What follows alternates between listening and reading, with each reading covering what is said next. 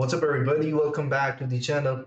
In this video, I will be telling you guys how to add a custom tag or the email merge tags in the Mailchimp 2026 step by step for the free plans. For that, the video is very simple, and I will dive right into the video to show you exactly how to do it.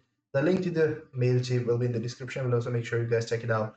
So first thing first, you have to log in with your official Mailchimp account, and then you will be redirected to this dashboard. So once you're in the dashboard, go to the campaigns, go to the email templates, and you already have submitted, or you started your email campaign somehow.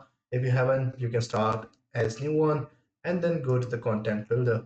For example, over here you will see that I have entered my campaign and I can edit it from over here.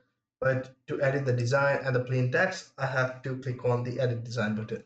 Now, I'm in the edit option and I can add the text anywhere if I want to. So as you guys can see that over here, these are the tags.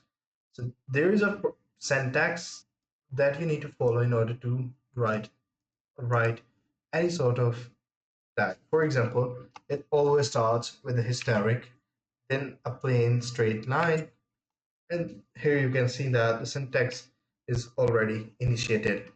Then for different purposes, there are different sort of tags. You can GPT it, Gemini it, Cloud it, or anything else if you want to. And then, for example, just type in the uppercase letter after name, and then if you have a contact name, the first name will appear over here. So this is how you guys can enter the custom tags or email smart tags in the email campaign. I hope you found this video helpful. Take care. Bye bye.